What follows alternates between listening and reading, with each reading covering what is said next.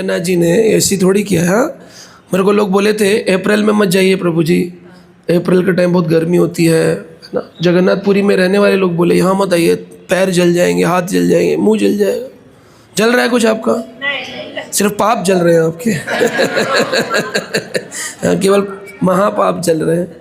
तो ठाकुर जी की बड़ी कृपा है कि उन्होंने इंद्र को बोल के वर्षा करी है और उससे वातावरण अच्छा है, कोस है ना। हाँ, सर्दी हो रही है, एसी नहीं चलाया किसी ने भी अपने रूम। मैंने तो नहीं चलाया 3 दिन से कोई एसी, तो ये और कंबल भी लेना पड़ रहा है, पता ही है। तो ये ठाकुर जी की विशेष कृपा है। जो मौसम जनवरी में होता है यहाँ पुरी में, वो अप्रैल में आपके लिए भगवान ने प्रकट किया है। जय जगन्नाथ, जय जगन्नाथ, जय जगन्नाथ, जय बलदेव, जय सुभद्रा, जय सुदर्शना। हरे कृष्णा। तो ये जगन्नाथपुरी धाम अपने आप में बहुत विशेष है।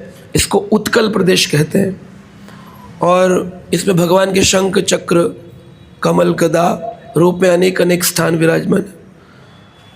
यहाँ पर विशेष रूप से यह पूरी यहाँ पर आकर के हो जाती है सारी इच्छाएं पूरी, इसलिए इसका नाम है जगन्नाथ पुरी। तो यहाँ पर नहीं बनती है प्रसाद में पूरी। हाँ, यहाँ पर तो ये जो पूरी है जगन्नाथपुरी धाम, यहाँ पर कोई इच्छा आधी नहीं पूरी हो, यहाँ पर सब पूरी होती है। लोग बोलते हैं मेरी थोड़ी सी इच्छा है, थोड़ी पूरी नहीं होती है, पूरी इच्छाएं पूरी हो जाती हैं। ये जगन्नाथपुरी धाम है। ऐसे जगन्नाथपुरी धाम में भगवान की विशेष कृपा से उनके ससुर को स्थान मिला है, समुद्र देव। भगवान जगन्नाथ की कौन है? ससुर है, क्योंकि जगन्नाथ जी जो है उनकी पत्नी है लक्ष्मी माता, और समुद्र मंथन से उनकी पत्नी लक्ष्मी जी प्रकट हुई, तो उनके ससुर हो गए समुद्र देव। समुद्र देव जो है वो कभी कभी अपनी बेटी से मिलने के लिए अंदर प्रवेश कर जाते हैं। तो जगन्नाथपुरी मंदिर के अंदर कई बार जल प्रवेश करता है, इसलिए भगवान जगन्नाथ ने यहाँ पर सेवा लगाई है हनुमान जी की, कि हनुमान जी आपकी सेवा है कि मेरे ससुर कभी असुर बन करके प्रवेश करना चाहें तो आप उनको रोक दें, जगन्नाथ मंदिर में ना आने दें। हनुमान जी बोले जैसी आपकी इच्छा। तो हनुमान जी रामचंद्र के रूप में भगवान जगन्नाथ को देखते हैं, चैतन्य महाप्रभु श्याम सुंदर के रूप में जगन्नाथ को देखते हैं, गणपति भट्ट ने गणपति रूप में भगवान जगन्नाथ को देखा, शाक्त भक्त भगवान जगन्नाथ को शक्ति के रूप में देखते हैं। तो भगवान जगन्नाथ जो भी देवता आपको उपासनीय होंगे उस देवता का दर्शन दे सकते हैं, केवल नेत्र चाहिए। निराकारवादियों का गढ़ है, उनको भगवान जगन्नाथ निराकार रूप में दर्शन देते हैं, मेरा कोई आकार ही नहीं है। तो यहाँ पर हम देख सकते हैं कि भगवान सबकी विशेष इच्छाओं को पूरा करते हैं। हनुमान जी को सेवा दी है कि बोले तुम यहाँ खड़े रहो, हमारे ससुर नहीं आने चाहिए। तो एक दिन पानी जगन्नाथ मंदिर में प्रवेश कर गया, तो पता चला हनुमान जी कहाँ हैं। हनुमान जी बोले मैं अयोध्या से आया था और मुझे बड़ी इच्छा थी कि मैं अयोध्या के हनुमानगढ़ी के लड्डू खाऊं। इतने दिन से यहाँ पर खड़ा हूँ प्रभु, 2-4 घंटे गया था, ससुर साहब उसी में अंदर प्रवेश कर गए। तो भगवान जगन्नाथ बोले हनुमान ये तो गलती है, गुरु और भगवान के द्वारा जो सेवा दी जाती है उसको यथारूप पूरा करना चाहिए, आप इसे नहीं त्याग सकते हैं। बोले क्या करें, मेरे को हनुमानगढ़ी के लड्डू बहुत पसंद है। तो हनुमान जी के लिए भगवान जगन्नाथ ने कहा स्पेशल लड्डू का भोग प्रतिदिन लगाओ, ताकि इनको वापस लड्डू खाने के लिए अयोध्या न जाना पड़े। और साथ में अगर ये जाना भी चाहे तो इनके पैरों में क्या डाल दो, बेड़ियाँ डाल दो। तो आज भी हनुमान जी हैं, उनका नाम ही है बेड़ी हनुमान। बोलो बेड़ी हनुमान जी की। तो ऐसे हनुमान जो है वो कई हनुमान है यहाँ पर, पंच हनुमान, पंचमुखी, बेड़ी, कान फाटा हनुमान। तो वो कान से लगा करके सुनते हैं समुद्र देव की ध्वनि, कि समुद्र देव कहीं आना तो नहीं चाह रहे हैं, तो उनकी ध्वनि। तो जगन्नाथ जी जब सोते हैं तो उनको रात को समुद्र की आवाज़ आती। समुद्र पास में, आपने कल देखा समुद्र पास में, तो उसकी आवाज़ आती बड़ी ज़ोर से, उससे आवाज़ आती। तो जगन्नाथ जी कहते हैं डिस्टर्बेंस हो रहा है, सोने नहीं देते। तो हनुमान जी की सेवा लगाई। हनुमान जी जगन्नाथ जी की जब सोएं, जब मैं सोऊं तो यहाँ पर कोई ध्वनि नहीं आनी चाहिए, तो हनुमान जी का एक नाम पड़ गया, क्या? कान फाट हनुमान। कान से ही सुनकर के समुद्र देव को रोक देते, आने नहीं देते। ध्वनि को भी बेड़ी हनुमान रोकते हैं प्रवेश करने से, और कान फाटा हनुमान रोकते हैं साउंड को अंदर आने से। ऐसा यहाँ पर हनुमान जी का है। हनुमान जी बोले इतने सारे द्वार हैं, 4 द्वार हैं, कौन से द्वार से आ जाएंगे हमको थोड़ी मालूम है। एक द्वार पे लगा दिए पंचमुखी, बोले 5 मुख वाले हनुमान, हर द्वार पर एक एक मुख रखो और देखो कहीं से जगन्नाथ जी के मंदिर में जल का प्रवेश नहीं होना चाहिए। इतने वर्ष बीत गए, सतयुग, त्रेता, द्वापर, कलयुग, लेकिन किसी भी युग में अब जल प्रवेश नहीं करता है। कितनी दूर है, अगर बाढ़ आए तो आ सकता है, आसपास की बस्ती में पानी आ सकता है, मंदिर में पानी नहीं आ सकता।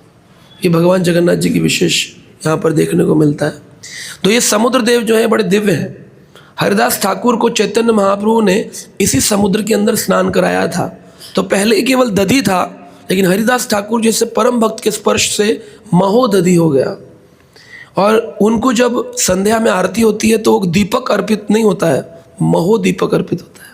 भगवान जगन्नाथ के जो डोम है उसके टॉप में झंडे के बारे में तो आपने सुना है, पर रात्रि में अगर आप देखेंगे तो एक दीपक जलता है। वो दीपक महोदीपक है, उसमें भी 10-12 भक्त चढ़ते हैं और प्रति दिवस बड़ा घी का भरा हुआ दीपक रात्रि में भगवान जगन्नाथ को लगाते हैं, उसे महोदीपक कहते हैं। हर चीज़ महा है, महादीपक, महादधि, महाप्रसाद, महाप्रभु, हर चीज़ है यहाँ पर। तो भगवान के इस महोदधि में एक ब्राह्मण थे, वो इसी जगन्नाथपुरी में रहते थे। उन्होंने जगन्नाथ भगवान का दर्शन किया और भगवान जगन्नाथ को बोले, प्रभु मेरे पूरा जीवन बिगड़ गया, ब्राह्मण हूँ जाति से भी और कर्म से भी। ब्राह्मण उचित कर्म क्या है? शास्त्र को पढ़ना, शास्त्र को पढ़ाना, ये ब्राह्मण का कर्तव्य। पठन पाठन यजन याजन दान प्रतिग्रह, खुद पढ़े दूसरों को पढ़ाए, खुद यज्ञ करे दूसरों को यज्ञ करवाए, हरि नाम यज्ञ, और खुद दान दे और खुद दान ले। लेने का भी वही हकदार है जो देता है।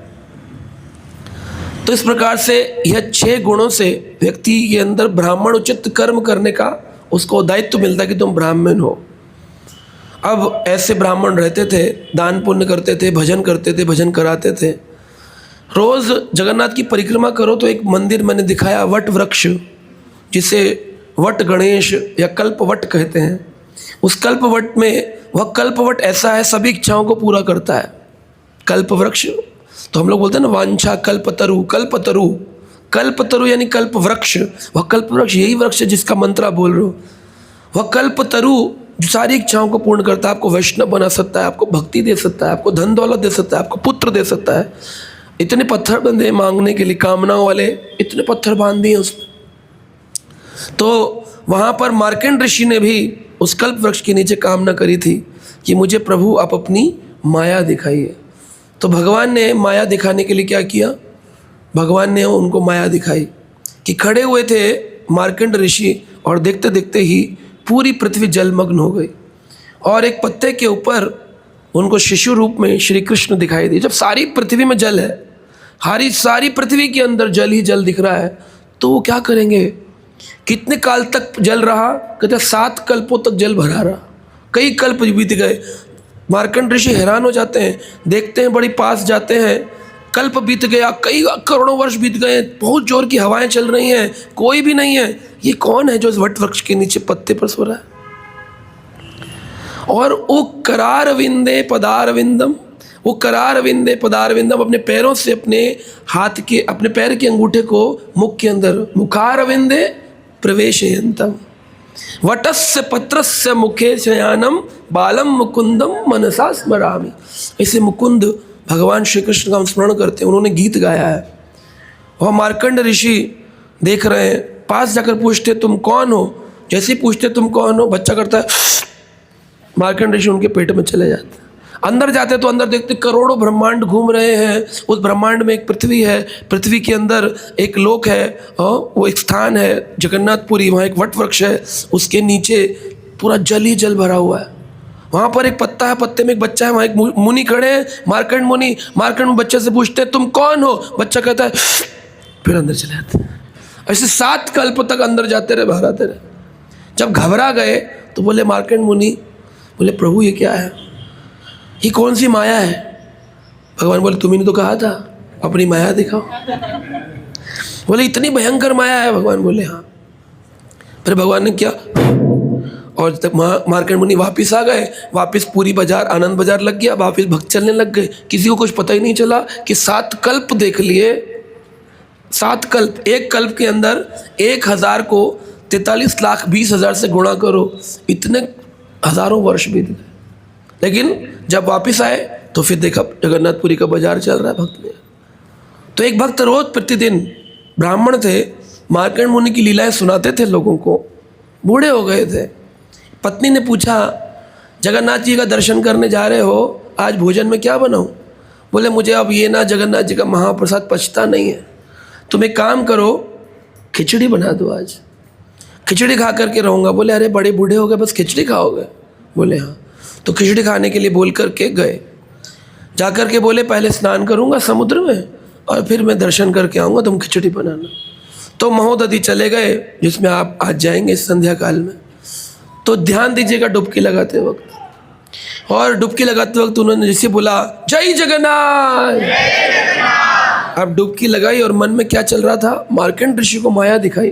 प्रभु ऐसी कैसी माया थी, 7 कल्प बीत गए, ऐसी कैसी माया आपने दिखाई, 7 कल्प बीत गए, ये तो अद्भुत है। पचती नहीं है कोई बात कि करोड़ों वर्ष बीत गए उनको पता ही नहीं चला, ऐसा कैसे हो गया? जैसे ही जय जगन्नाथ करके डुबकी लगाई, यहाँ का जो पानी है उसका बहुत तेज भाव है, अगर कोई गिर जाए पानी के अंदर तो कोणार्क में निकलता है, और वो भी केवल एक टांग, क्योंकि मछलियाँ खा जाती ना बाकी। तो आधार कार्ड से भी नहीं पहचान पाते, क्योंकि फ़ोटो तो दिखता ही नहीं है, पैर से कैसे पहचाने?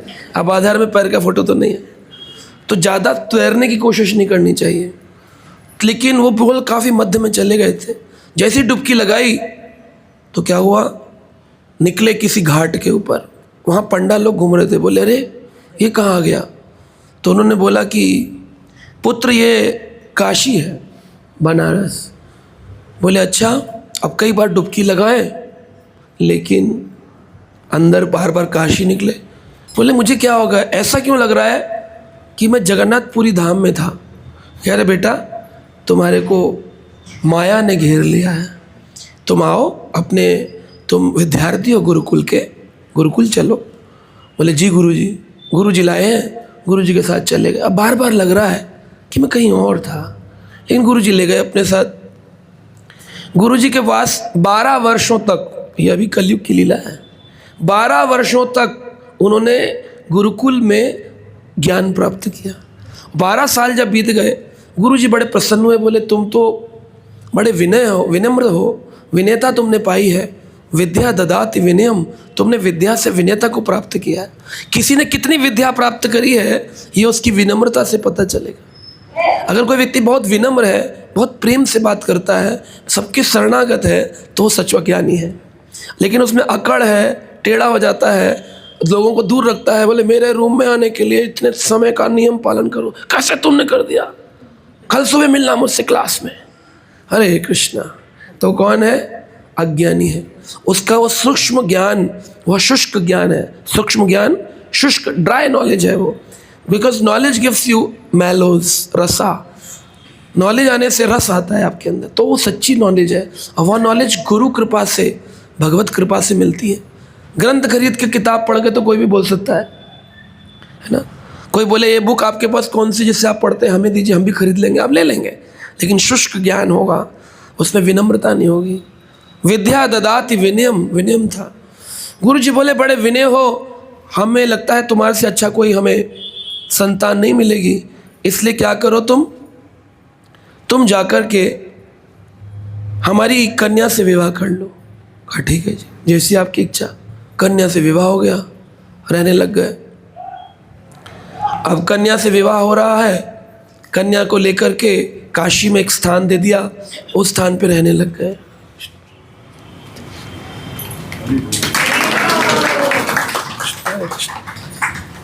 Thank you. तो काशी में रह करके कन्या के साथ रहने लग गए, संतानें उत्पन्न करी, 4 बच्चे पैदा हो गए। इधर पत्नी तो वो तो माया जनित है ना अभी तो वो संतान उत्पन्न हो गई 4, संतान बड़ी हो गई, कन्या का विवाह हो गया, पुत्र अध्यापक लग गए स्कूल में, इनकी उम्र बढ़ गई है, बूढ़े हो गए हैं। पत्नी बोली क्या खाएंगे आज? बोले खिचड़ी बना दो। बोले खिचड़ी बना दो, अब बूढ़े हो गए हैं, शरीर का अब ऐसा हो गया, महाप्रसाद ज़्यादा पचता नहीं है, काशी विश्वनाथ का इतना खाया, इतना हमने काशी का भोग खाया, अब तो गुरुजी भी नहीं रहे, संतानें भी हो गई, अब तुम खिचड़ी बनाओ। तो खिचड़ी बनाई खाने के लिए। बोले मैं स्नान करके आता हूँ। काशी में आके जैसे ही गंगा के तट पर आए और बोले हर हर गंगे, क्या बोले? अब लगे कि पैर खींच रहा है नीचे से, पानी के अंदर जाते जा रहे, लगा डूब गया, आज मृत्यु काल आ गया, मर गए आज हम, और मर गए।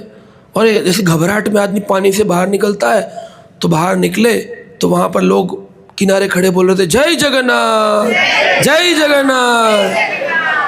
बोले ये कहाँ आया, कुछ समझ नहीं आया। अब चल दिए। बोले लोग बोले कि भाई कहाँ से हैं आप, इतने घबराए हुए निकले हैं पानी में से। बोले मैं जो डूब गया था अंदर, पता ही नहीं चल रहा था कितने गहरे पानी से निकला। कौन सा स्थान है? कह रहे पुरी है। वहाँ लोग खड़े थे, बोले नहीं ज़्यादा नहीं डूबे आप, थोड़ा तो 2 कदम गए पानी में, आपने 1 डुबकी लगाई और आप बाहर आ गए। पैर कहीं स्लिप हो गया था क्या अंदर? पानी से घबरा क्यों गए आप? इतना तो गहरा पानी नहीं था। कहाँ घर है आपका? वहाँ ले आए। पत्नी ने खिचड़ी का पानी लगाया था, उबला पानी, उबल ही रहा था, अभी चावल भी नहीं चढ़ाए हैं। लोग ले आए पंडा जी को, बोले देखिए कपड़े गीले हैं, ना गायत्री हुई ना कुछ हुआ, सूखे भी नहीं, बदले नहीं, गीले कपड़ों से घर में लेटा दिया लाकर। पत्नी बोल रही क्या हुआ? ये कौन सी पत्नी आ गई? वो कपड़े वपड़े बदले, कुछ पानी वानी पिलाया। बोली अरे अभी तो खिचड़ी का पानी गर्म भी नहीं हुआ, आप प्रतिदिन आते हैं तो भोजन बन जाता है, तब दोपहर तक आते हैं दर्शन करके, इतनी सुबह सुबह लोग ले क्या हो गया था आज? बोले मत पूछो। फिर जगन्नाथ जी का तैयार होकर मंदिर है, किसी को कुछ नहीं बताया, जगन्नाथ के सामने खड़े। बोले क्या हुआ मेरे साथ? भगवान बोले तुम ही तो जब समुद्र में लगाए, ये चिंतामणि धाम है, तुमने कहा कि मार्कंड ऋषि को तुमने माया दिखाई, प्रभु कैसी माया कि 7 कल तक रहे। बोले नहीं अब कोई संशय नहीं है, वो 7 कल रहे, मेरा तो एक पूरा जीवन और ली। तो इसलिए समुद्र में नहाने से पहले विचार करना चाहिए। है पता नहीं भगवान कहाँ डूबे और कहाँ निकले आप। किनारे खड़े होके मैं तो आचमन ही करता हूँ। तो ये भगवान यहाँ पर सब भक्तों की इच्छा पूरी करते हैं। तो आज हम जाएंगे भगवान के एक मंदिर जिसका नाम है साक्षी गोपाल।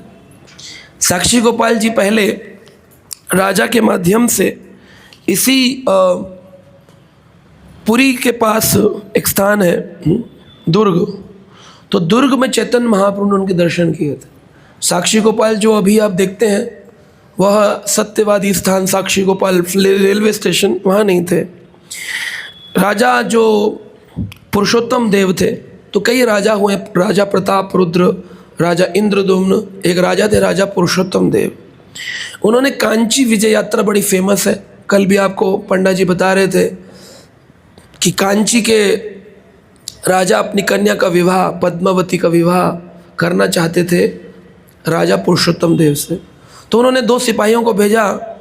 हमारे गुरु महाराज गोपाल कृष्ण गोसाई महाराज हमेशा ही लीला सुनाते थे।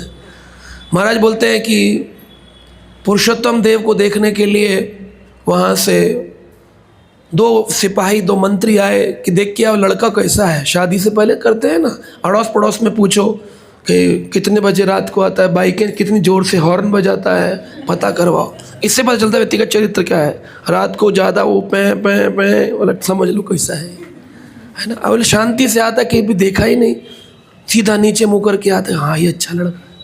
तो ऐसे उनका पता लगवाओ। यहाँ आए तो उस समय रथ यात्रा चल रही थी।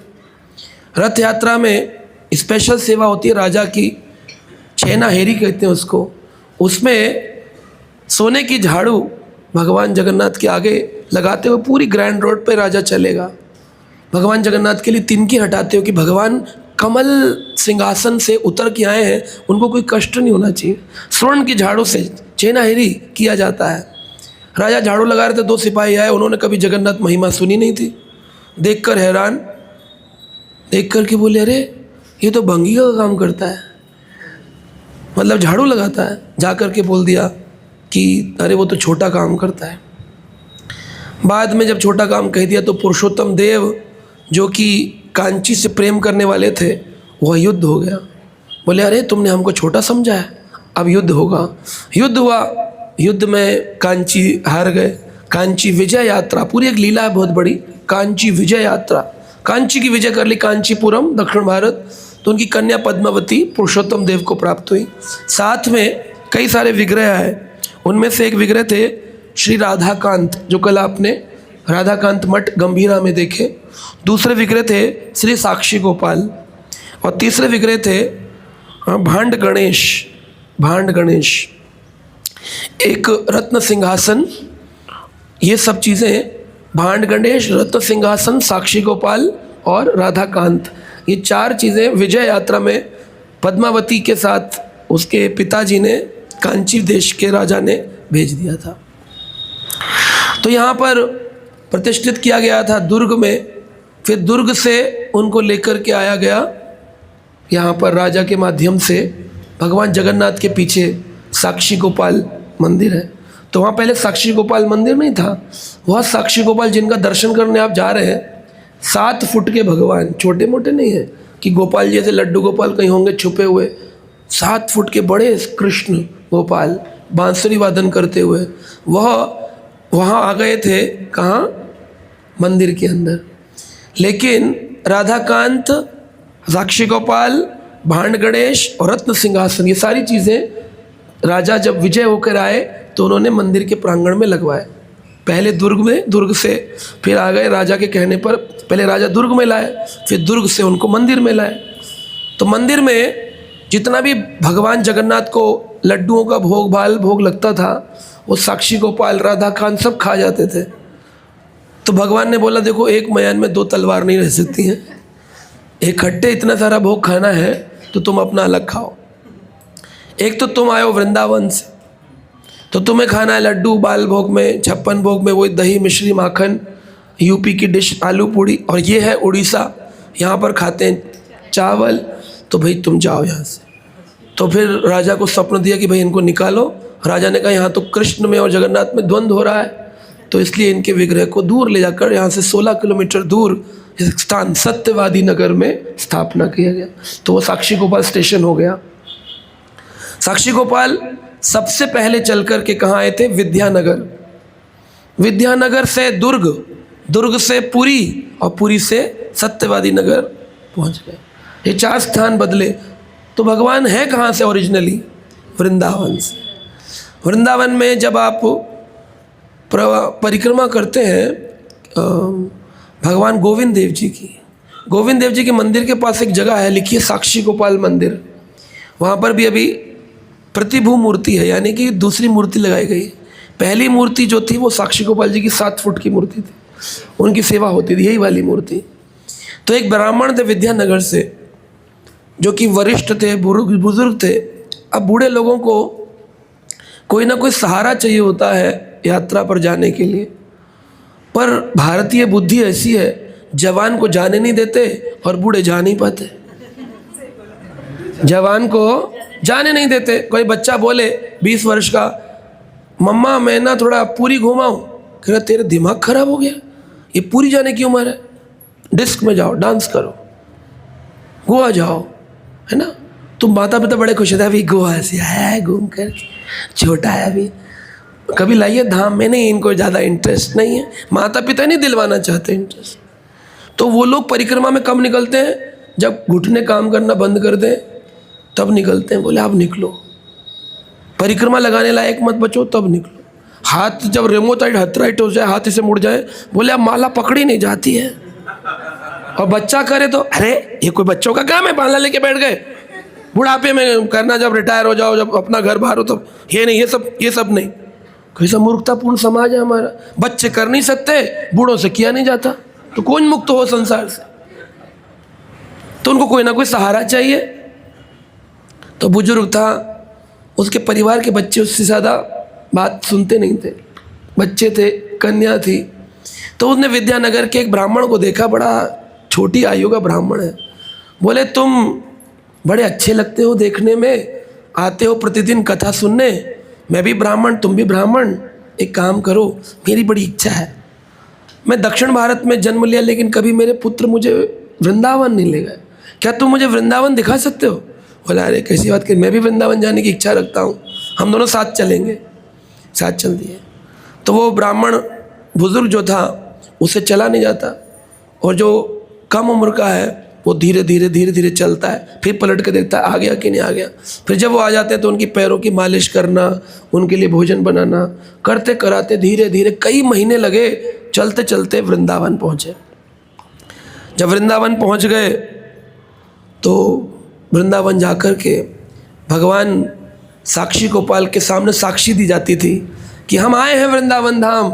हे साक्षी गोपाल, जब हमारा अंत काल आए तब आप साक्षी देना कि मैं अपने जीवन में एक बार वृंदावन धाम में आपके दर्शन करने आया था। साक्षी गोपाल जी के सामने दोनों ने प्रार्थना करी। 1.5-2 महीने साथ रहे थे तो आपस में एक प्रेम हो गया। तो वरिष्ठ ब्राह्मण ने उस जो ब्राह्मण था, कनिष्ठ ब्राह्मण, उसको कहा कि तुम इतने सेवा करते हो, मेरा एक मन है कि मैं ना अपनी कन्या का विवाह तुमसे कर दूँ। बोला अरे आप कैसी बातें करते हैं, आप मेरे गुरु समान हैं, ऐसे मैं नहीं स्वीकार कर सकता, और मैं तो बड़ा गरीब हूँ, झोपड़ी में रहता हूँ, खाने पीने, आप तो अच्छे घर वाले, आपके बच्चे अच्छा कमाते हैं, क्या आपके बच्चे स्वीकार करेंगे? अरे वो देखा जाएगा। कहा लेकिन ये बात आप मुझे कह रहे हैं और कल को घर जाकर अगर आपने बात बदल दी तो उस बात का प्रमाण कौन देगा? तो बोले अरे ये भगवान है ना, कण कण में विराजमान है, सबकी साक्षी देते हैं, हमारी भी देंगे। हे गोपाला, दोगे ना साक्षी? तो भगवान गोपाल साक्षी देंगे ऐसा बोलकर उन्हें गोपाल जी को, गोपाल जी मैं अपनी कन्या इस कनिष्ठ ब्राह्मण को विवाह के लिए भेंट में देता हूँ। ठीक है जी, आ गए कन्या लेकर के। अब वहाँ से चल दिए। फिर वैसे ही 2-3 महीने पैदल चलते विद्यानगर पहुँचे। जब विद्यानगर पहुँच गए तो वहाँ के जो लोग थे उन्होंने बोला जी आप वृंदावन से आए, बड़ा आप बच्चे भी आए, बोले वहाँ प्रसाद पाया, वहाँ बड़ा आनंद। उसके बाद थोड़ा सा प्रसाद लेके आए थे, प्रसाद खराब होता नहीं, ड्राई प्रसाद था, ड्राई प्रसाद लेकर आए, भक्तों को दिया, बच्चों को दिया। वो ब्राह्मण बोला जी मैं क्या करूं, अब कन्या आज देंगे कल देंगे? बोले अभी मैं एक बार बच्चों से बात कर लूं फिर देता हूं। ब्राह्मण अपने घर चला गया। वरिष्ठ ब्राह्मण ने अपने पुत्रों को कहा कि तुम्हारी बहन का मैंने विवाह कर दिया है, एक कनिष्ठ ब्राह्मण है, बड़ा सेवक है, बड़े अच्छे से मेरी पुत्री रहेगी, तो हमें उसको अपनी बेटी देनी चाहिए। आप लोगों का क्या विचार है? बच्चे बोले विचार क्या है, आप बुजुर्ग हो गए कि दिमाग सटिया गया है, हम अपनी बहन को एक गरीब को देंगे, हमने अपनी बहन के लिए सपने सजाए हैं। हाँ, सपने सजाए हैं, घोड़े पर आएगा राजकुमार। सारे लोग सपने सजाते हैं लेकिन बाद में घोड़ा नहीं आता, ना राजकुमार आता है। कोई ऐसी मोटर गाड़ी में आता है, कोई पैदल आता है, कोई बाइक पे आता है, और राजकुमार भी नहीं निकलता बाद में।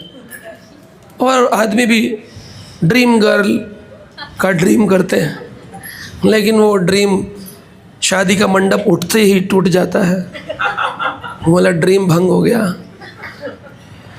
तो ऐसे वह भी ड्रीम कर रहा था और वो भी ड्रीम कर रहे थे, लेकिन दोनों का ड्रीम स्वप्न भंग हो गया।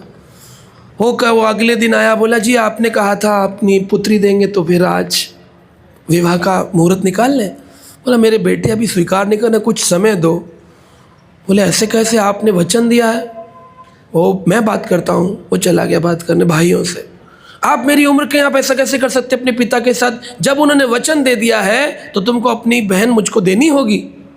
बोले लालच तेरे मन में आ गया ना, हमारा धन देख रहा है ना, बहन दे दे, बहन चाहिए कि पैसा चाहिए तुझको, लालची भग जाए यहाँ से, उससे दंड। वो पिताजी बोले चुपचाप खड़े देख रहे, बोल ही नहीं सकते, बच्चों को क्या बोले। अब ये पुत्र जो है वो घबराया है। फिर आए अगले दिन, फिर दंड दे दें, फिर आए, फिर बुरा बोल के निकाल दें। कई दिन बीत गए, पंचायत बुलाई गई, 5 मुखिया बैठे, गांव बैठा, पंचायत के सामने बोला गया भाई बताइए ब्राह्मण देव, क्या आपने अपनी कन्या मुझे दी थी कि नहीं दी थी? अब वो चुप। बोले मैं बोलूँगा तुम भाई अभी इसको पीटेंगे यहीं पर ही। और मुझे भी मार सकते हैं, इनका क्या भरोसा लड़कों का। नाम ही है लड़का, जो लड़ लड़ के अपनी प्रॉपर्टी ले लेते हैं। तो लड़ रहे हैं तो लड़के हैं सारे के सारे। बोले लड़ेगा ये नहीं नहीं मारेगा, चुप रहे। पंचायत बोली बोलिए बोलिए, बोलते क्यों नहीं, क्या आपने अपनी बेटी इनको दी थी? वो बोले नहीं। वो बोला कि तुम कैसे कह रहे हो कि भगवान ये वरिष्ठ ब्राह्मण ने अपनी बेटी तुमको दी? बोले दी थी। बोले कोई वहाँ पर साक्षी था, किसी ने देखा, कहीं सिग्नेचर हुआ, कोई विल हुई, कोई memo arrangement MOU final sign हुआ? बोले नहीं ऐसा तो कुछ नहीं था। सोचने लगा तो कनिष्ठ ब्राह्मण बोला एक थे वहाँ पर, कौन? गोपाल, गोपाल जी थे, कृष्ण थे, बस कृष्ण जो है वो थे वहाँ पर। तो बच्चे हंसने लगे, बता मूर्तियाँ साक्षी हो रही हैं इनकी है? निराकारवादी के लिए तो मूर्ति है ना, जगन्नाथ जी दिख नहीं रहे। अरे आप जगन्नाथ जी को देखने का प्रयास मत करो। टिकट कराया था पुरी धाम का और अपने मन में कपड़े रखने प्रारंभ किए थे, मैं पुरी जा रहा हूँ। भगवान जगन्नाथ जी की दृष्टि पूरे ब्रह्मांड में, उनको पता चल गया था यह जीवात्मा मेरे धाम को आ रही है।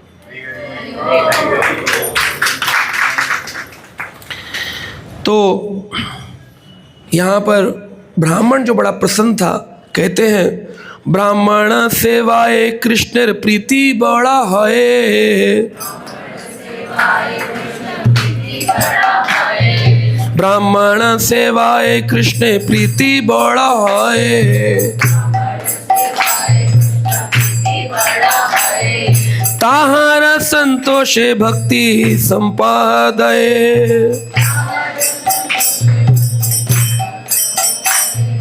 ताहारा संतोषे भक्ति संपादये।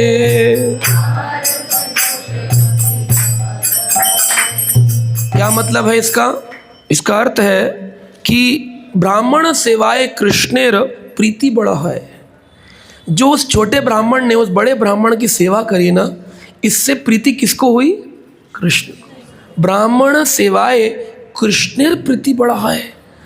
भगवान गोपाल को बड़ी प्रीति हुई थी ये देख करके कि ये छोटा सा ब्राह्मण जो है कितने भक्तों की सेवा कर रहा है।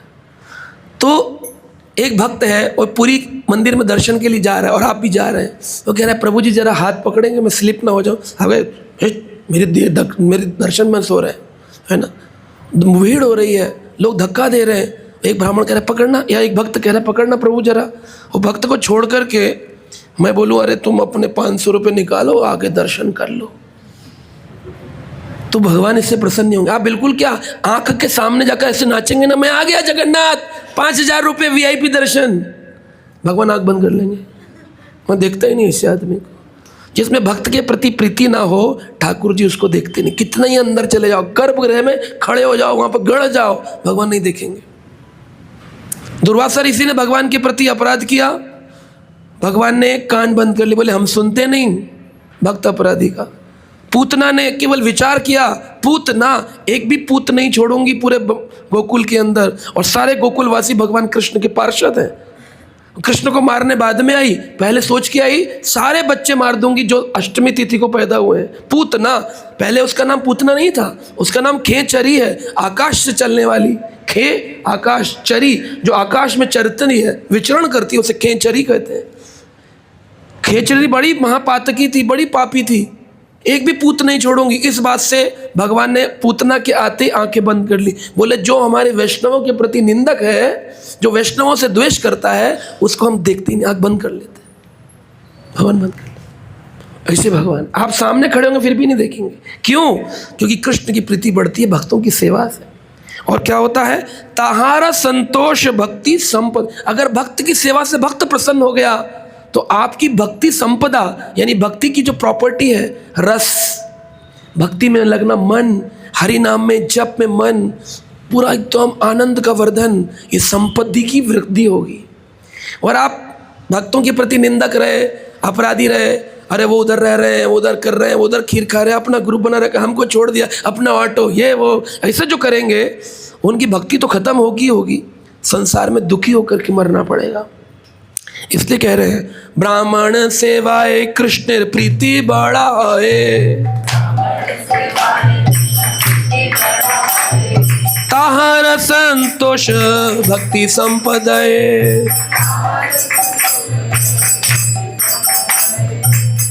ब्राह्मण की संपत्ति बढ़ गई। क्या बढ़ गया था? जब गया था तब वो वरिष्ठ ब्राह्मण से सीख रहा था, लेकिन आज वरिष्ठ गिर गया, फिर भी कनिष्ठ सीख गया कि भगवान साक्षी है। बड़े ब्राह्मण के मन में नहीं आया, इसकी भक्ति संपदा, इसका विश्वास का वर्धन हुआ था क्योंकि उसने ब्राह्मण की सेवा की थी। ऐसा विश्वास का वर्धन हुआ, गया साक्षी गोपाल जी को बुला के लाऊंगा, तो पंचायत हंसने लगी। बोले भगवान आएंगे क्या? कभी किसी के साथ आते हैं क्या भगवान?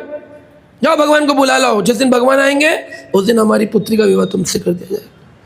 वो पहुंचा, वापस 2-4 महीने की यात्रा करी, फिर वृंदावन पहुंचा, गोपाल जी को दंडवत किया, बोला हे गोपाल, हे कृष्ण, आप तो सबके अंतर मन को जानते हैं, आप जानते हैं कैसी व्यवस्था है।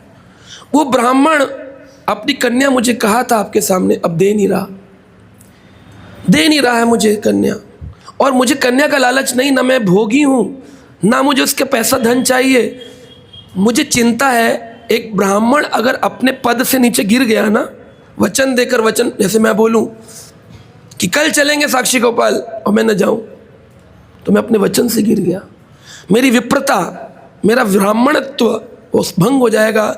ब्राह्मण का सबसे उत्तम है विद्या और वचन, विद्या, वचन और विनम्रता। ये सब व से है, व वर्ण, व अक्षर जो है वह, व से विद्या, व से वचन और व से विनम्रता। इसी से वो ब्राह्मण विप्र बनता है, व से विप्र, विप्र का वचन, विप्र का विद्या और विप्र का विनम्रता, इससे वो विप्र होता है। तो दीज आर 4 वीज, विप्र, वचन, विद्या, विनम्रता। तो ऐसे वो विनम्रता थी, विश्वास था, वी से विश्वास भी है, विश्वास। तो उसका विश्वास था, वो चला गया, भगवान के सामने जाकर बोला मुझे चाहिए ये कि जो वरिष्ठ ब्राह्मण है उसने मुझे शिक्षा दी है, मैंने उसकी सेवा की है, वो अपनी वचनबद्धता से गिर जाएगा, इसलिए साक्षी गोपाल आपको चलना पड़ेगा। भगवान बोले पागल हो गए हो क्या? कभी मूर्तियाँ चलती देखी तुमने? सोचो आप बाहर निकलो, यहाँ से ब्रह्मा जी चलते जा रहे हैं, इधर मूर्तियाँ उड़ रही हैं पुरी में, आप कहेंगे क्या हो गया, कौन सा भूत प्रेत आया? विश्वास ही नहीं होगा, क्योंकि जिसको विश्वास हो गया वो तो विप्र है, वो तो ब्राह्मण है। हमको तो विश्वास ही नहीं होता कि जगन्नाथ जी हमको मिलने आ सकते हैं, हमें लगता हम ही जगन्नाथ से मिलने जाते हैं। ऐसे कई भक्त हुए। परमेष्ठी नाम के दर्जी थे दिल्ली में, उन्होंने मुसलमान राजा के लिए एक मखमल का तकिया बनाया था। उसने कपड़ा दिया, बोले मेरे लिए 2 तकिए बना दो। इधर रथ यात्रा निकल रही थी, रथ यात्रा में जगन्नाथ जी के घुटनों में तकिया डाला जाता ताकि उनके पैरों में स्क्रैचेस ना लगे। तो पंडा लोग कई तकिए लाते बड़े बड़े, भगवान जगन्नाथ खींचेंगे, तकिया लगेगा, तकिया की रुई उड़ती है हवा में ब्रम करके, फिर लगाओ फिर उड़ेगी ब्रम, क्योंकि भारी तकिए में रुई भरी होती है, जगन्नाथ जी चलते हैं, फटता है, रुई उड़ती है हवा में। तो परमेष्ठी को कभी दिल्ली से जगन्नाथपुरी आने को नहीं मिला, मुसलमान राजा था, उसका काल था, टैक्स बहुत ज़्यादा था, आ नहीं पाया। दर्जी था, मुसलमान राजा ने 2 मखमल के तकिए बनाने को मसलन दिए बनाने के लिए, उसने बना लिए थे, बड़े सुंदर थे, बन गए, तैयार हो गए, लेकिन मन में भाव आया कि मसलन जगन्नाथ जी को दे दो, रथ यात्रा चल रही, काश मेरा तकिया जगन्नाथ जी को लगे। बस मन में भाव आया, तकिया दिल्ली से गायब, और रथ यात्रा में आकर तकिया लग गया, तकिया लगा, फटा, बड़म, रुई निकली, हरि बोल, जय जगन्नाथ। अब उधर मुसलमान राजा के सिपाही आए, बोले हाँ हमारे वो 2 मखमल के तकिए राजा की गद्दी पे लगेंगे। बोला जी एक ही बन पाया है, एक मिल नहीं रहा, मुझे भी नहीं पता, उसको भी नहीं पता कहाँ चला गया। उसने मन में सोचा था तकिया गायब, लेकिन भक्त था जगन्नाथ जी का, तो उसको पकड़कर परमेष्ठी को राजा ने जेल में डाल दिया। जेल में डाला, हथकड़ियाँ डाल दी। अब वो जगन्नाथपुरी कभी आया नहीं जीवन में, बोला जय जगन्नाथ, जय जगन्नाथ, जय जगन्नाथ, जय विश्वास। जगन्नाथ जी दिल्ली के उस कारागार में, जेल में आए और हाथ में आकर कहा परमेष्ठी चिंता क्यों करते हो? बोले चिंता हम क्या करते, आप चिंता में डालते हो हमको। अगर आप हमारा तकिया ले लिए पर वापिस तकिया दे देते तो मैं यहाँ थोड़ी होता। तकिया ले लिए, रिटर्न नहीं किए, तो बोले मुझे जेल में आना पड़ा। भगवान ने पहले तो हथकड़ियाँ खोली सारी, फिर राजा के दरबार में गए मुसलमान के, और उसके सामने खड़े हो गए भगवान जगन्नाथ। कालिया ठाकुर काले भगवान और गोरा ठाकुर बलदेव और पीली ठाकुरानी सुभद्रा, तीनों पहुंच गए। और जगन्नाथ जी जो थे वो खड़े थे, और वह सफ़ेद वाला उसको मुष्टिक प्रहार किया मुसलमान को, तूने मेरे भक्त को मारा, ऐसे करके। वो मुसलमान ने पहली बार मुक्का खाया राजा होकर, वो भी बलराम जी का बलशाली मुक्का, मुष्टिक प्रहार। बोला जी मैंने कुछ नहीं किया। बोले क्यों नहीं किया? हमारे एक परम भक्त परमेष्ठी को, दर्जी को तुमने जेल में बंद किया। बोले अच्छा आप कौन है? बोले हम भगवान हैं। वो मुसलमान को क्या पता भगवान, वो तो अल्लाह अल्लाह अल्लाह अल्लाह अल्लाह होके पूछता था, Allah who is Akbar, who Akbar, है ना? Akbar is the son of Humayun. ये क्वेश्चन आंसर नहीं मिला उनको आज तक। अल्लाह हु अकबर, अल्लाह से पूछते हैं who Akbar, Akbar is the son of Humayun, father of Jahangir, who Akbar. तो अल्लाह अकबर का मतलब होता है अल्लाह तू ही सब कुछ करने वाला, अल्लाह अकबर, तू ही सब कुछ करने वाला है। वो सब कुछ करने वाला अल्लाह अकबर बोलने वाला मुक्का खाया। सुभद्रा मारने कहती एक से काम नहीं चलेगा, बलदेव जी एक और मारो। बलदेव जी दूसरा उठाए, बोले दूसरे में तो काम तमाम हो जाएगा इसका। कालिया ठाकुर जगन्नाथ बोले छोड़ दो, दयालु है ना जगन्नाथ जी, बोले छोड़ दो। तो बोला कि बलदेव जी बोले छोड़ दूंगा, लेकिन तभी छोड़ेंगे इसको जब ये परमेष्ठी के ऊपर कृपालु होगा। वो उठा, जा कर के बिना नहाए धोए, इसी राजा बिना मुकुट वुकुट लगाए, बिना सिपाही लिए पहुंच गया जेल में, मुक्त किया, कड़ी बंधन सब खोल दिए। और उस परमेष्ठी ने माफ़ी मांगी, मुझे क्षमा कर दीजिए मैंने ऐसे के। बोले आपको क्या पता कौन होते हैं हमारे भगवान? बोले नहीं नहीं तुमको नहीं पता होगा, मैं तो अभी पिटाई खा गया है। वो मुसलमान का विश्वास बढ़ गया कि जगन्नाथ, तो जगन्नाथ के लिए परमेष्ठी कभी नहीं आए, जगन्नाथ जी उसके लिए गए। बस आपका मन में विश्वास होना चाहिए। मन में हो विश्वास, हम होंगे नहीं नहीं, हम मिलेंगे एक दिन कृष्ण से, वही कामयाबी है हमारी, और क्या कामयाबी है ना? हमें कृष्ण मिलेंगे एक दिन, ये मन में हो विश्वास। तो ऐसे विश्वास के साथ ये चले गए। भगवान को बोले भगवान मुझे उस ब्राह्मण का वचन बचाना है। भगवान बोले ठीक है, तुम ऐसी बातें करते हो, मूर्ति कभी चलती है? बोले नहीं।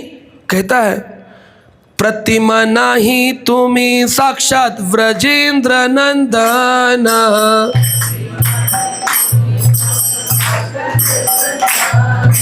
प्रतिमा नाही तुम्ही साक्षात व्रजेंद्र नंदन,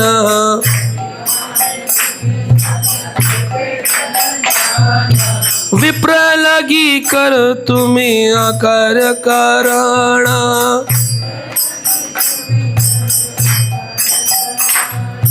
विप्र लगी कर तुम्ही आकार कारण।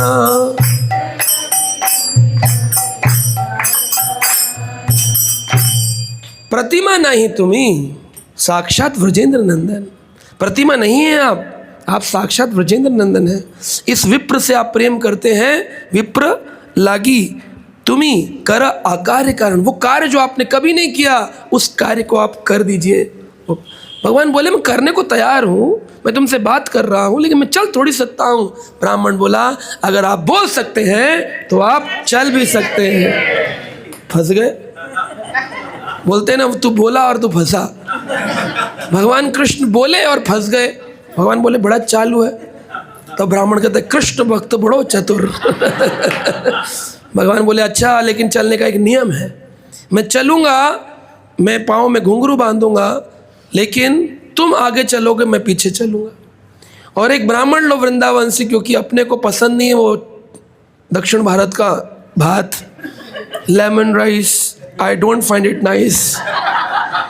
तो मुझे चाहिए दाल पुआ, माल पुआ, रबड़ी, कचौड़ी, ये बनना। वो विद्यानगर वाले को क्या है, दक्षिण भारत वाला डोसा बना सकता है, लेकिन उत्तर भारत की बेड़ी कचौड़ी थोड़ी बना सकता है। वो कचौड़ी बेड़ी खाने के लिए भगवान की आदत है वृंदावन में, ठाकुर अलग अलग भोग पाते हैं। तो एक ब्राह्मण लिया, वो कुकिंग करता था, भोग लगाएगा, मैं खाऊंगा इतने मन मैं कचौड़ी खाऊंगा, भगवान बोले इतने किलो रबड़ी, तब मैं आगे बढ़ूंगा। विप्र बोला ये तो बड़ा भारी हैवी ड्यूटी, मैं तो साक्षी, भगवान बोले फ्री में साक्षी दोगे क्या, खाने पीने भूखा रखोगे क्या हमको? भगवान आगे आगे गोपाल जी चलते, बोले मुझे पता कैसे चलेगा कि आप आ रहे हैं नहीं आ रहे हैं? भगवान बोले तुम ब्राह्मण से, एक कुक से जो विप्र हो, बनवा के रख देना, भोजन मैं खा लूँगा, मेरे चलने की घुंघरू की ध्वनि आएगी छुन छुन छुन छुन, तो तुम समझना मैं आ रहा हूँ। बोले नहीं आई तो? बोले तो इंतज़ार करना, मैं प्रेम से प्रसाद पा रहा हूँगा। बोले लेकिन कई देर तक ना आए? तो बोले अरे ऐसे कैसे, मैं चलूँगा तुम्हारे पीछे जब वचन दे रहा हूँ। बोले ठीक है। बोले लेकिन अगर तुमने पलट कर देख लिया तो फिर मैं उस स्थान से आगे नहीं बढ़ूँगा, क्योंकि एक ही बार चलूँगा, बार बार नहीं चलूँगा। विप्र बोला ठीक है। वो चलने लगा, पीछे कुकिंग करके बनाकर कचौड़ी वगैरह रख देता था और आगे चलता था। भगवान कृष्ण गोपाल जो थे उनकी आवाज़ आती थी छुन छुन छुन छुन छुन छुन। वैसे करते हुए गोपाल जी बुला रहा है, आगे आगे भजन करता हुआ चल रहा है। गोविंद बोलो हरि गोपाल बोलो, गोविंद बोलो हरि राधा रमन हरि गोविंद बोलो, गोविंद बोलो हरि गोपाल बोलो, राधा रमन हरि गोविंद बोलो, गोविंद बोलो हरि गोपाल बोलो, राधा रमन हरि गोविंद बोलो। इसे बोल बोल के नाच नाच के चलता था। भोग जितनी देर भगवान प्रसाद खाते थे उतनी देर भोग आरती गाता था, कीर्तन करता था। फिर आवाज़ आती थी छुन छुन, चल गए भगवान, चल गए चल गए। और इसी करके धीरे धीरे चला, कई महीने पैदल। अब जितनी स्पीड उसकी उतनी स्पीड भगवान भी चलेंगे। भगवान तो भक्त के पीछे पीछे, अहम भक्ता पराधीन हो, भगवान तो पराधीन है। विद्यानगर से दूर एक खेत था, उस खेत के पास पहुंच करके भगवान प्रेम से भोग पा रहे थे। छुन छुन की आवाज़ नहीं आ रही थी। वो घबरा गया, बोला 1 घंटा 2 घंटा 3 घंटा, संध्या होने वाली है, छुन छुन की आवाज़ नहीं आ रही, लगता है भगवान अब चले गए, मुझे पागल बनाया, केवल रबड़ी खाना चाहते थे। है ना, कोई साक्षी देने नहीं आया, भगवान ने धोखा किया मेरे साथ। कर ही संशय, संशय आत्मा विनश्यति। संशय आया कि भगवान मेरे साथ नहीं है। व्यक्ति को जिस दिन लगता है भगवान मेरे साथ नहीं है, भगवान कहते ठीक है अब तुम्हारा साथ तुम अपने चलो, तुम्हें लगता है मैं साथ नहीं हूँ। भगवान कहते विश्वास का अर्थ है आंख बंद करके तुम भागो और गिरोगे नहीं, क्योंकि भगवान तुम्हारा हाथ पकड़ के साथ चलेंगे, इसको कहते विश्वास। आप भाग सकते हैं, आंख बंद करके रोड पर दौड़ जाइए, सामने पूरी मंदिर तक दौड़ सकते हैं, बीच बीच में टेढ़ी आंख खोल कर देख लो, ऑटो तो नहीं आ रहा कोई सामने से, आएगा कि नहीं मन में विश्वास। कहीं ना कहीं हमें लगता है, हमें श्रद्धा है, हमने सुना है भगवान पे कि हाँ है भगवान है, होते हैं आते हैं भक्तों के साथ रहते हैं, लेकिन ऐसा थोड़ी कि मैं 6 मंजिल से कूद जाऊँ भगवान बचाए।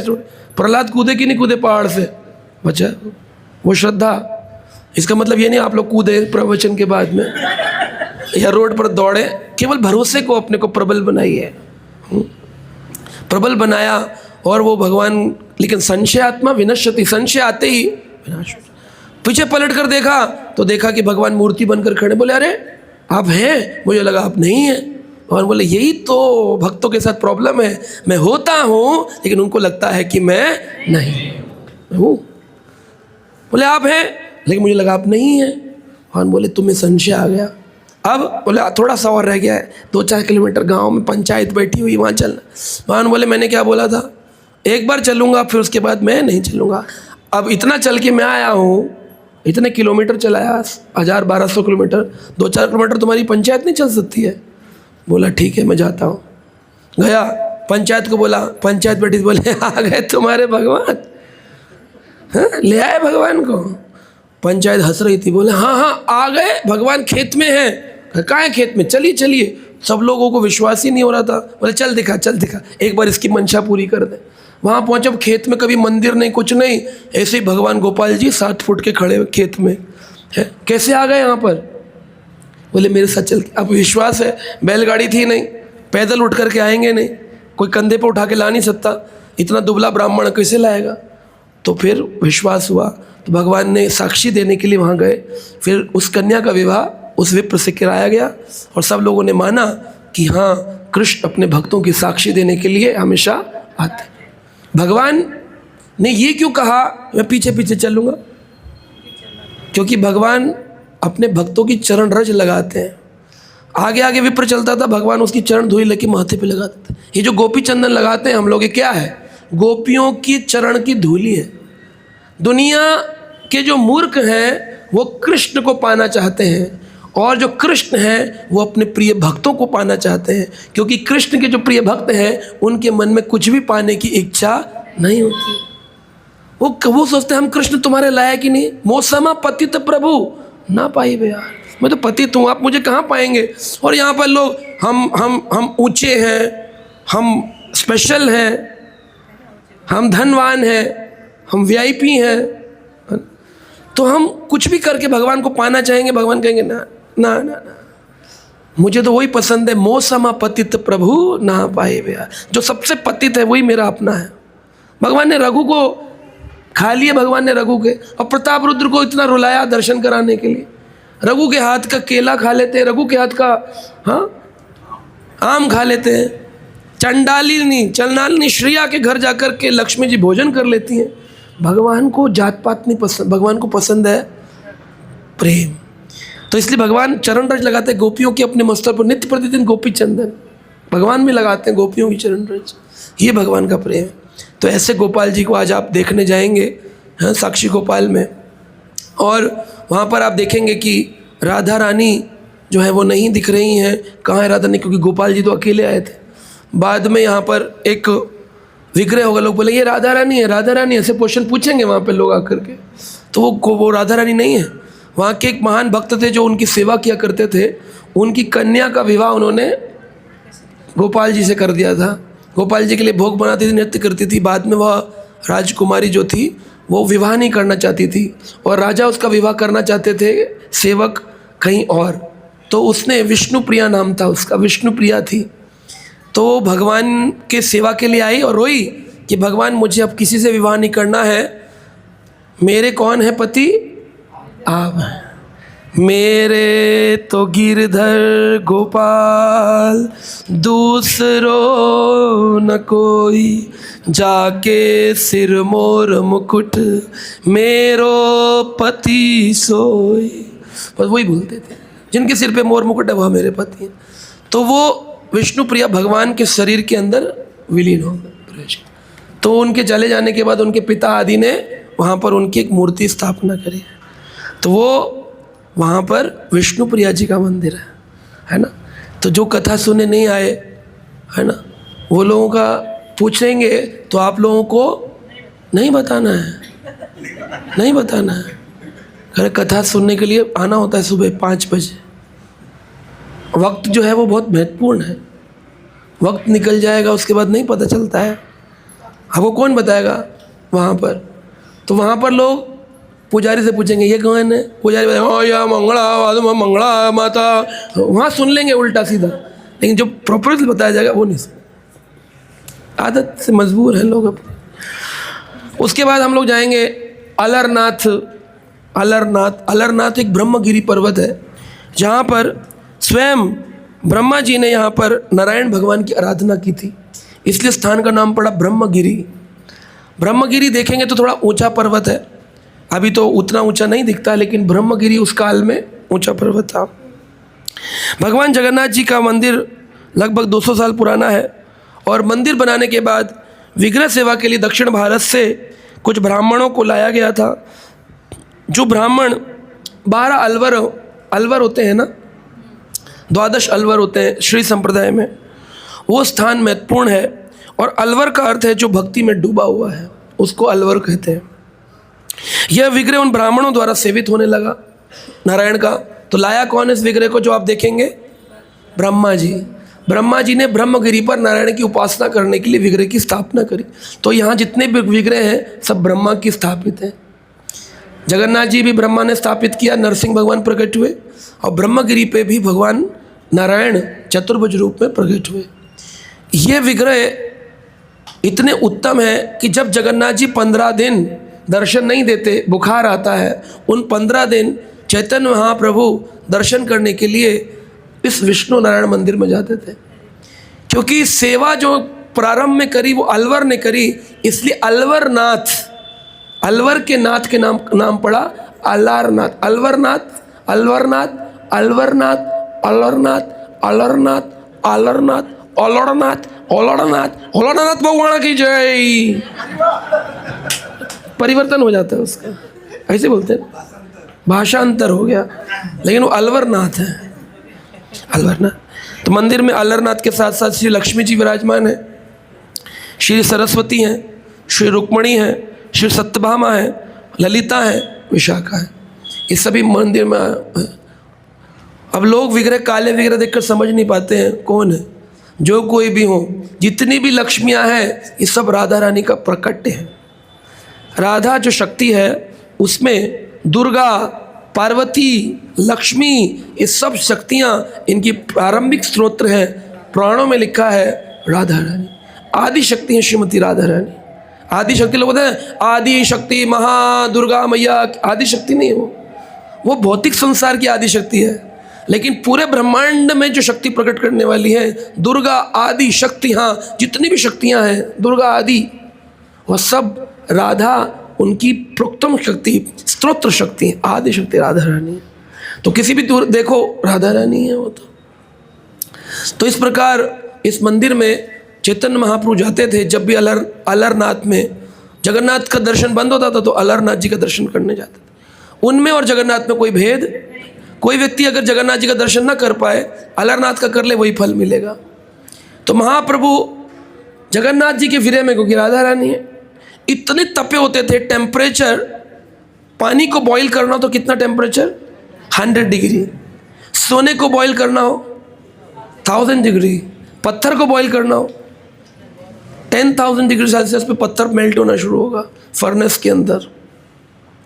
10,000 डिग्री चाहिए, इतना ताप शरीर का, 102, 103 इतना फीवर आएगा। कहते हैं 108, 105, 104 में थर्मामीटर टूट जाता है और भक्त का हरि बोल हो जाता है। लेकिन यहाँ पर महाप्रभु के शरीर में भगवान के विरह का ऐसा ताप है। भगवान जब अलरनाथ जी का दर्शन करने के बाद विरह में आतुर होकर के पत्थर पर सोते थे तो वो पत्थर पिघल जाता था। महाप्रभु 18 वर्ष रहे, 18 साल लगातार सोए, सोने से पत्थर पिघल गया। जहाँ सिर रखते थे वहाँ पिघला हुआ है, जहाँ हाथ रखते थे वहाँ पिघला हुआ है, जहाँ घुटने रखते थे वहाँ पिघला हुआ है, जहाँ पैर रखते थे वहाँ पिघला हुआ है। वो पूरा पत्थर है। आज भी जाएंगे अलरनाथ जी देखेंगे, वहाँ जल भरा हुआ है, जहाँ जहाँ जल भरा है वो गड्ढे हैं, उसमें पुष्प रखते, पूजन होता है उस शिला का। क्योंकि अलरनाथ जी का दर्शन करने के बाद वहीं शयन करते थे महाप्रभु और जगन्नाथ जगन्नाथ राधा रानी के भाव में, हे जगन्नाथ, हे कृष्ण, हे कृष्ण, हे श्याम सुंदर। राधा रानी तड़प रही हैं, पत्थर पिघल रहा है। वृंदावन में पहाड़ों पे चढ़ो, बोले चरण पहाड़ी, कैसे छाप बन गया, पत्थर पिघल गए। चित्रकूट जाइए, भरत राम मिलन स्थली, भगवान की चरण पादुकाएं लेके रखी, बोले ये कैसे पिघल गया, भरत के प्रेम से पिघल गया। जब प्रेम होता है तो टेम्परेचर पत्थरों का भी हाई होता है और भगवान के भक्तों के चरण चिन्ह बन जाते हैं। वो आज देखने को आपको मिलेंगे। तो इसी अलरनाथ जी में एक भक्त थे, उनका नाम था श्री केतन। वो अलरनाथ जी को भोग लगाते थे। एक दिन अलरनाथ जी को श्री केतन गए थे भिक्षाटन करने के लिए। उनकी अनुपस्थिति में उनके एक पुत्र मधु नाम का पुत्र था, श्री केतन का पुत्र मधु। तो श्री केतन का अर्थ श्री यानी लक्ष्मी, लक्ष्मी के निवास में रहने वाला श्री केतन। तो श्री केतन कहें या श्री निकेत कहें, एक ही मतलब होता है। जो लक्ष्मी जी के स्थान में रहता है, या फिर राधा रानी को भी श्री कहते हैं, राधा के स्थान में रहे उसे श्री केतन या श्री निकेतन, श्री निकेतन, श्री केतन। तो श्री केतन गए थे भिक्षाटन करने भगवान के लिए। पीछे से भक्त अपने पुत्र मधु को बोले तुम भोग लगा देना। मधु ने खीर बनाई थी गरम गरम, अब वो बोला कि पिताजी खिलाते थे तो भगवान खाते थे, वैसे वो बोला, मंत्र बोला, सब कुछ बोला, लेकिन भगवान जो थे वो खा नहीं रहे थे। बोला आप कैसे भगवान हो, रोज पिताजी का खाते हैं, मैं पुत्र हूँ इसलिए खाते नहीं है क्या, मेरे में कोई परेशानी है, क्यों नहीं खाया? क्रोध करने लगे, कृपा ये ग्रहण करिए। और भगवान को जब बार बार बोलने लगा, मैं जब तक नहीं खाऊंगा जब तक आप नहीं खाएंगे। अब भगवान को जो भोग लगाते मन में भाव होना चाहिए, मुंह में ऐसे लड्डू नहीं घुसा देने चाहिए, है ना। लोग देखे प्राय सनातन मंदिरों में, हनुमान जी मुझ पर कृपा करें, तुम पर कृपा कोई करे ना करे, हनुमान जी मुझको परेशानी नहीं, तुम्हारे मुंह के अंदर मैं लड्डू ऐसे बूंदी चिपका दूंगा, सिल्वर की फॉइल लगा दूंगा, घुटन होती रहेगी तुमको। क्या किया? चोला चढ़ाया, चोला, बाबा का चोला। शिव जी चाहे कितनी गंदगी में रहे, मेरे आलू, मेरे धतूरे, मेरे पत्र, घुटन हो, कोई दिक्कत नहीं है। पानी में डूब रहे हो, ये ओम नमः शिवाय, ओम नमः शिवाय। अरे शिव से ही कर लो, प्रेम कर लो, हनुमान की कर लो, प्रेम कर लो। प्रेम के भूखे हैं भगवान के स्वरूप और उनके भक्त। लेकिन नहीं, हमें तो अपनी मंशा पूरी करनी है ना। मंदिरों में ऐसे आलू पूड़ी, नारियल, देवी माँ पर जय माँ, माँ कहीं मैं बताऊंगी तो आ मेरे पास। ऐसे देखो आप, हम लोग पहले जाया करते थे कालका मंदिर, वहाँ पर पूड़ी बना करके लेके जाओ, चना पूड़ी।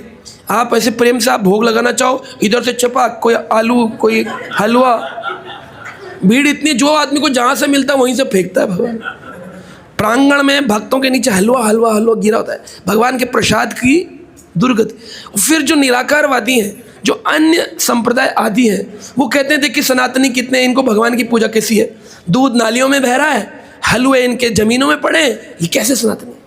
अरे भगवान के प्रसाद को प्रेम पूर्वक बांटना चाहिए, भगवान के दूध को चरणामृत रूप में पीना चाहिए। इस पूजाओं को बंद कर दो, इससे आपको दंड ही मिलेगा, कभी मुक्ति मिलेगी तो छोड़ दो, सुख भी नहीं मिलेगा। इसलिए मिला नहीं, रोग आ रहे हैं, बीमारियां आ रही है, प्रॉब्लम आ रही है, क्योंकि आज तक आपने सही रूप से भगवान का भजन किया।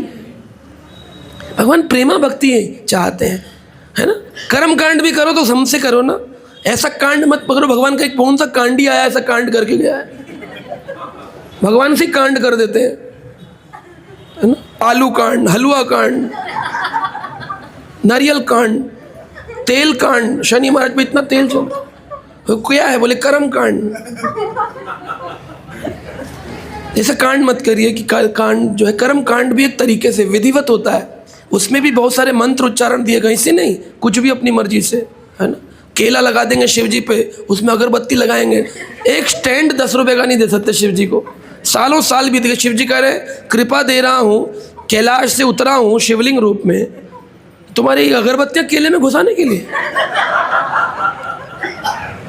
लेकिन नहीं, विश्वास ही नहीं। श्री निकेतन जो के पुत्र मधु बोले, प्रभु खाइए खाइए खाइए खाइए। अब बच्चा था, पीछे पड़ गया, पर्दा लगा के जब हटा, भगवान ने वो गरम गरम बोले, ये नहीं खाएगा, मुझे खाना पड़ेगा। उसके हाथ से ठाकुर जी ने खीर का भोग ग्रहण किया। अब जब खीर का भोग ग्रहण किया तो मुख से वो प्याला इतना गर्म था, छूट गया भगवान के हाथ से।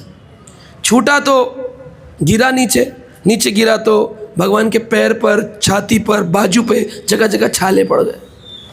जब लौट कर आए वो रोने लगे। श्री निकेतन जी को पता चला, वो ये क्या हुआ। भगवान बोले कोई बात नहीं, ये छाले नहीं है, ये प्रेम की अभिव्यक्ति है। तुम्हारे पुत्र ने इतना प्रेम किया, उस प्रेम की क्या है, अभिव्यक्ति है।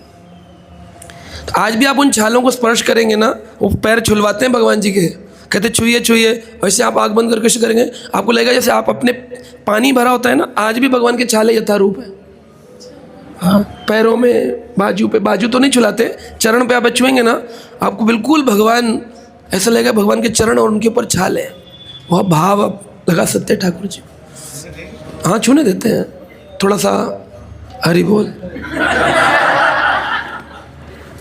तो इस प्रकार हम अलरनाथ जी का दर्शन करेंगे। फिर बेंटूपुर रामानंद राय का स्थान है, वहाँ पर रामानंद राय रहते हैं। और रामानंद राय की कथा आपने सुनी थी कल, कि वो भगवान की कितनी प्रिय भक्त हैं, जो कथाएं सुनाते हैं। गवर्नर थे, छोड़कर आए, उनका घर है बेंटूपुर के अंदर, तो वहाँ जाएंगे। और फिर हम जाएंगे दंडभंगा लीला स्थली।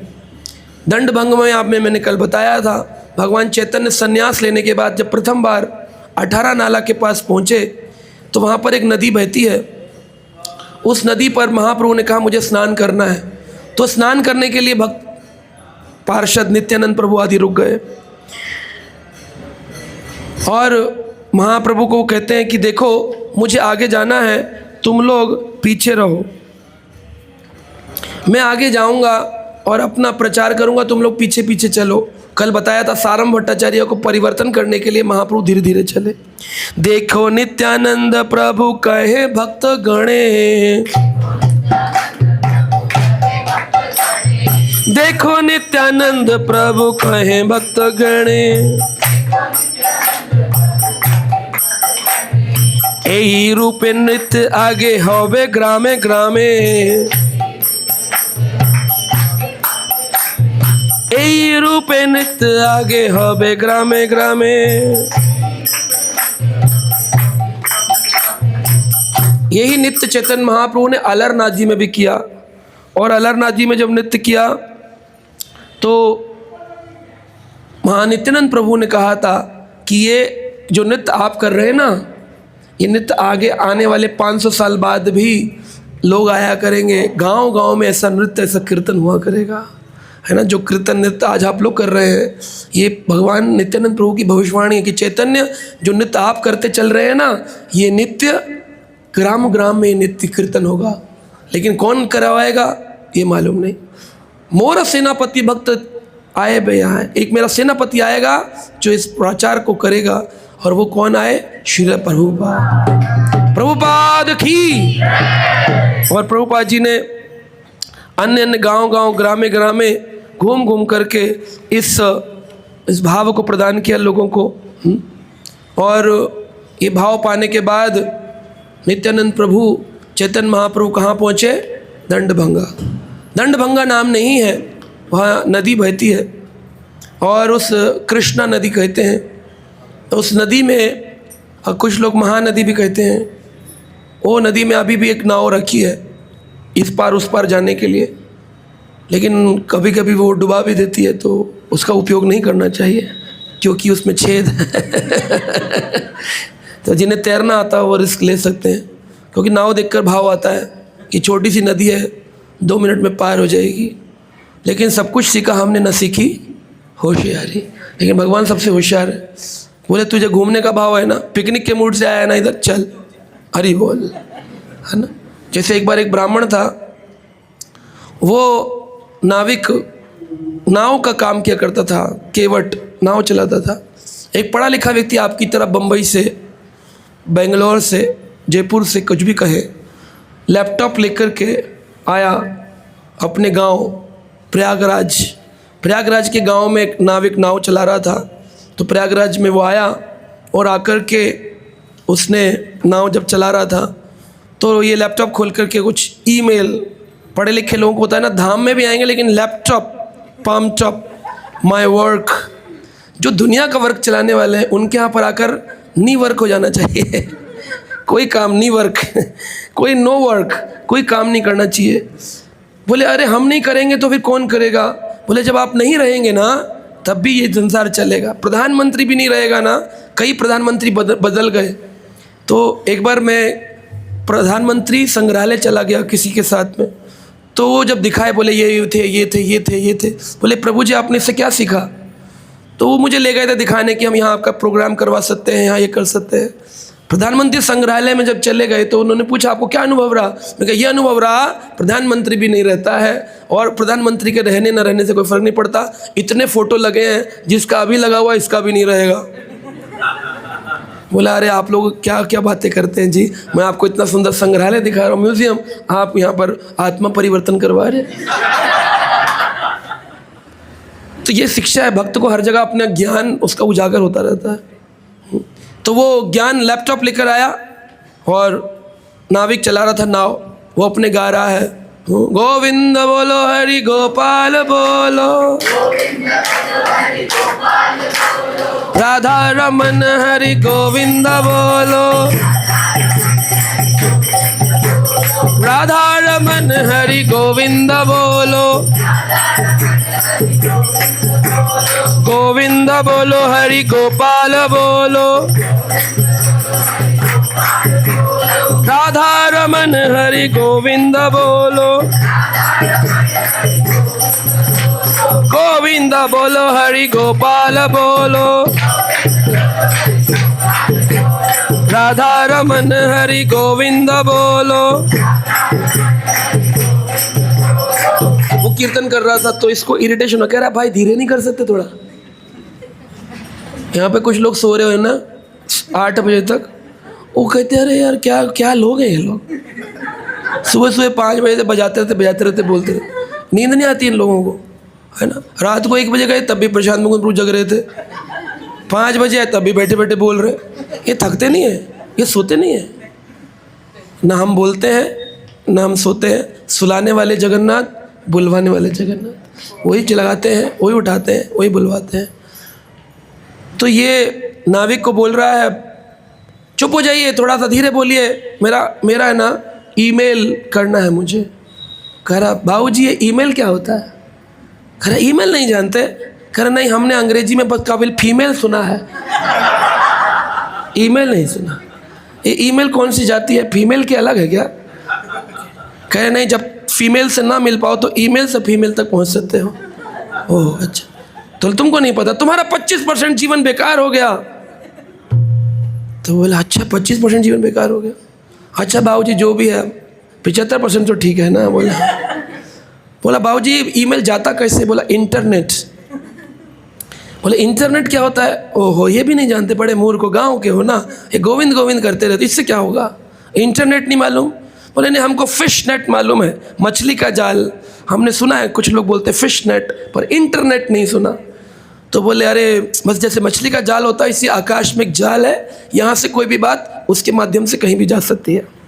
बोला अच्छा ये तो हमको नहीं पता। अरे अरे मूर्ख, तुम्हारा 50% जीवन खत्म हो गया। बोला ठीक है जो है सो है।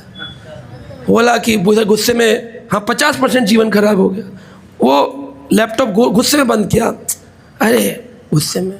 कह रहे बाबूजी ये क्या है? डिब्बा। डिब्बा नहीं है, ये लैपटॉप है, लैपटॉप। तो बोला क्या है लैपटॉप, ये क्या होता है? कह रहे जो लैप के ऊपर टॉप रखते हैं उसको लैपटॉप कहते हैं। बोले गोदी में जिसको रखकर हम बात करते हैं उसको लैपटॉप। कह रहे ऐसे तो हमारा पुत्र अगर गोदी में बैठे तो वो भी लैपटॉप हो गया, और गोदी में बैठता है मेरी लैप में तो टॉप में तो लैपटॉप हो गया, तो मैं अपने पुत्र को लैपटॉप कहूँ? बोले नहीं नहीं नहीं नहीं ऐसे नहीं। अरे तो मूर्ख हो, तुम्हें लैपटॉप नहीं मालूम, तुम्हारा 75% जीवन खराब हो गया। जा रहे थे नदी के अंदर, प्रयागराज के अंदर मुख्य गंगा के मध्य में एक भंवर आया हुआ था, और भंवर में तैरना बड़ा मुश्किल है। आपको circle circle circle circle swimming आनी चाहिए, तभी आप फ्लोट करके उसको काट सकते हो। अगर नॉर्मल स्विमिंग पूल वाली में तो नाव घूमने लगी, बोलता ये क्या हो रहा है, ये क्या हो रहा है, ये क्या हो रहा है? बोला ये क्या हो रहा है, ये क्या हो रहा है? वो बोला कि बाबूजी ये कुछ नहीं है, भंवर है। कह रहे बचेंगे कैसे? कुछ नहीं बाबूजी, तैर जाएंगे हम लोग, कूदेंगे तैर जाएंगे, नाव घूमकर बाहर निकलेगी फिर निकाल लेंगे। बोले इतनी आसानी से कह रहे हो तैर, तुम तैर लोगे? कह बाबूजी आपको तैरना नहीं आता? कह रहा वो तो नहीं आता। कह रहा बाबूजी इसका मतलब आपका 100% जीवन खराब हो।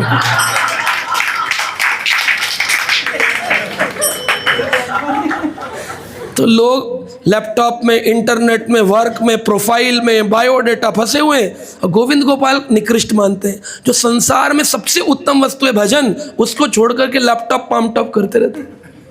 वो करो, हम उसकी विरोधी नहीं, लेकिन साथ में भगवत नाम करना चाहिए। तो इसलिए जब आप जाएंगे दंडभंगा, वहाँ पर नित्यानंद प्रभु ने चैतन्य महाप्रभु का डंडा जो था ना उसको तोड़ दिया था। चैतन्य महाप्रभु आगे आगे चल रहे थे, उन्हें सार्वभौम भट्टाचार्य का उद्धार करना था। नित्यानंद प्रभु पीछे पीछे चल रहे थे। अब भगवान की इच्छा थी कि ये टूट जाए डंडा, क्योंकि सार्वभौम भट्टाचार्य को पता नहीं चलना चाहिए कि मैं मायावादी सन्यासी हूँ। तो यहाँ पर कृष्णदास कविराज कहते हैं दंड भंग लीला ए परम गंभीरा, दंड भंग लीला ए परम गंभीरा, सेई बुझे दोहर पद यार भक्ति धीरा, सेई बुझे दोहर पद यार भक्ति धीरा।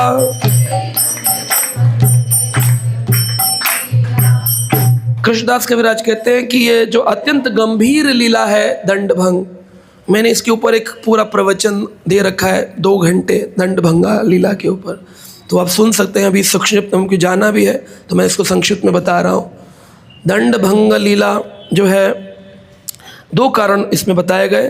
पहला, महाप्रभु ने मायावादी संन्यास ग्रहण किया था और सार्वभौम भट्टाचार्य का उद्धार करना था। दूसरा कारण है, महाप्रभु स्वयं परम भगवान है, तो भगवान को दंड की क्या ज़रूरत है, तो इसलिए उस दंड की आवश्यकता नहीं है। नित्यानंद प्रभु ने उस दंडे को तोड़ दिया। और जब महाप्रभु भावावेश में कीर्तन करते थे, उछलते थे काफ़ी ऊंचा ऊंचा, तो पूछे जब भाव में आए, मेरा दंडा कहाँ है, कहाँ गए हो मोरा दंड नित्यानंद। बोले कि परम भाव में जब आप नृत्य कर रहे थे तो आपनर दंड हैला भंग, आपका दंड भंग हो गया। तो इस प्रकार से उन्होंने भंग जो दंडा था उस नदी में फेंक दिया, तो उसके जल को आचमन करने से महाप्रभु के दंड उसमें समाया है, तो वो आपको भाव आता है। यहाँ जाएंगे तो यहाँ पर बहुत सुंदर एक भगवान का विग्रह है, नीले रंग का, ब्लू कलर का, बहुत सुंदर विग्रह है। और जगन्नाथ बलदेव सुभद्रा सुदर्शन, यहाँ पर 12 भुजाओं से युक्त गौरांग है। आपने षडभुज गौरांग देखे हैं, यहाँ पर एक गौरांग है जो 12 भुज गौरांग है, 12 हाथ हैं भगवान गौरांग चैतन्य महाप्रभु के, उनका भी दर्शन कर सकते हैं। भगवान के अनेकों अवतार हैं, धनुष बाण, कमंडल, बांसुरी और भी अन्य शंख चक्र कमल गदा अन्य अन्य वस्तु हैं। यहाँ पर श्री माधव, लक्ष्मी, सरस्वती, शिवलिंग, श्रील प्रभुपाद और श्रील गौर गोविंद स्वामी महाराज का विग्रह भी है। तो यहाँ पर हमारे परम एक भक्त हैं, उनसे भी हम कोशिश करेंगे अभी फ़ोन करके मुलाकात हो, तो वो भक्त आपको सारी डिटेल में बताएंगे कि यहाँ की हर एक विग्रह लीला है, वह स्थान ही लीला है, दंड भंग लीला। तो उसको चंदनपुर कहते हैं। आप पूछेंगे ना दंड भंग लीला का, नॉर्मल यहाँ के लोगों को भी नहीं पता, केवल गौड़ीय वैष्णव जानते हैं, अन्यथा उसको चंदनपुर उसको कहते हैं।